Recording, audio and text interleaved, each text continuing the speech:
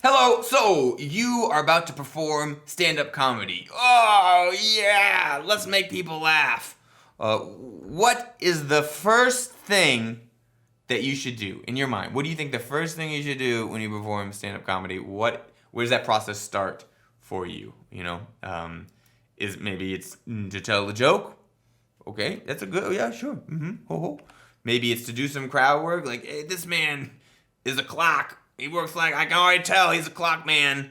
Or maybe it's just to introduce yourself and be real, buy some honesty dollars, as I call it.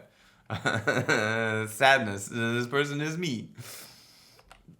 All of these could work, right? It's an art form. I'm not going to dictate, this is the way it should always be done. This is the way you should always do it. But there is something you should do before you get on stage generally. And what that is that's you in the corner.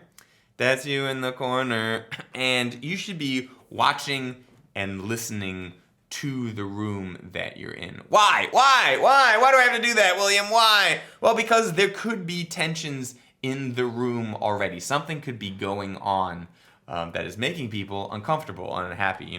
The room could be too cold or too warm. This is very often in the situation in indie comedy clubs. There could be loud music next door. Definitely the situation in New York. Something could have spilled. Is that beer or is that poop? I don't know. The audience doesn't know.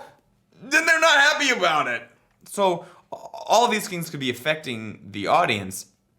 And if there is an existing tension, they're going to be less likely to laugh at you. And you're not going to have your best set because part of them will be checked out. Like, oh, what is this thing? How is this affecting me? Blah, blah. Or like, I don't care about these words because security-wise, on like my hierarchy of securities, I don't feel safe yet because of this thing. So I don't feel comfortable to laugh. Okay. Additionally, to make matters worse, as time goes by, if you don't address the thing, that first tension, second new tension comes into play, and that's the tension of, are we gonna have to sit through this whole act while this thing is still happening, and they're never gonna mention it, they're not gonna address it, they're not gonna fix it, and as both of these tensions, one continues and one starts to grow, the audience is gonna be less and less and less likely to laugh. And you're going to feel like you're bombing, and it might not be at all because of your comedy. It might be something that you did not foresee. You just didn't have the foresight to address it. So, watch, listen. Be prepared to acknowledge the thing and try to make it as okay as you can in the situation. For example, something spilled, just be like, oh man, just like my old college roommate. Yep, or just like my old roommate. I'd be like, Dad, stop. These jokes do not have to be good, right? They're just trying to acknowledge the tension and resolve it. Because you can't necessarily fix the problem, so we have to be like, we're gonna be okay with this at least for as long as my set. It's too loud. Oh, I always wanted a soundtrack. Guess this is how I'm feeling. Or like if the music is jazz, I don't know. Some joke about like, now my jokes are gonna feel cool. I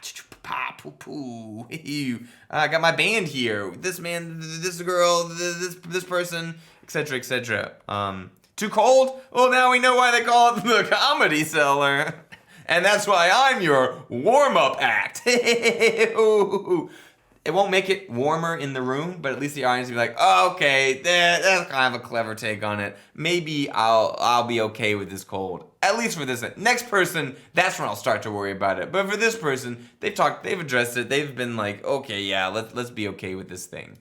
Because you can never control the room. You'll never be able to control the room, even if it's your comedy club, because the audience is always doing their own thing. Accidents can happen last minute. Like you could be walking on stage and something could spill. You don't know.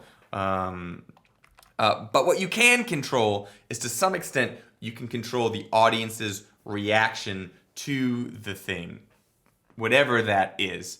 And if you're trying to be as skillful as possible as an artist, you will do what you will use all the levers that you can control.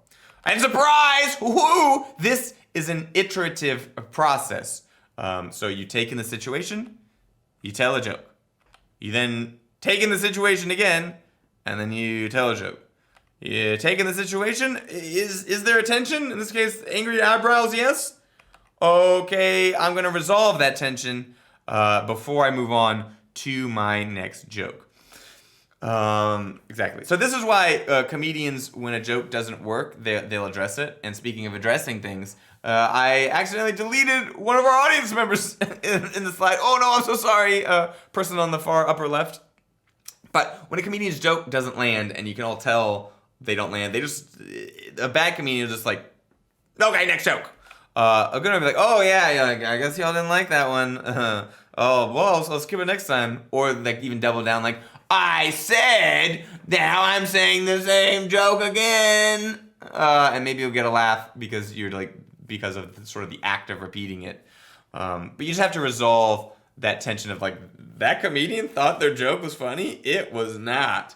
And if you don't resolve it, then the audience will be worried that you're going to do a bunch of bad jokes and not resolve them. And then they'll be sitting there uncomfortable.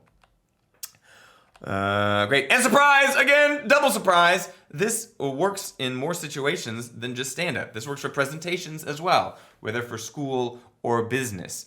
People are more likely to pay attention to you and fully pay attention to you and have a better experience if you are checking in with them, resolving any tensions, and just being real in the moment. So it's a very important thing to do if you're public speaking in any matter, and it sort of means that the process of performing starts before you get on stage. So it's not just like, welcome to stage, William Keane, now I've started performing. It's like, okay, I'm watching, the openers is doing whatever, I'm viewing the room, okay, everything's okay, welcome to stage, William Keane, okay, now I'm presenting myself, I'm checking things in, making sure everything's okay, before I even start talking.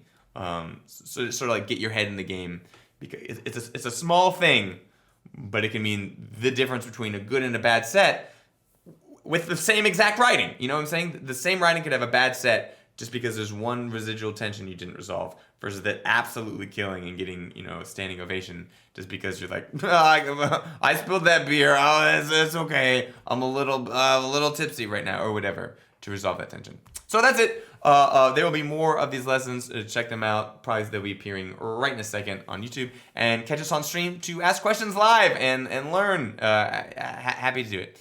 Okay. Thank you.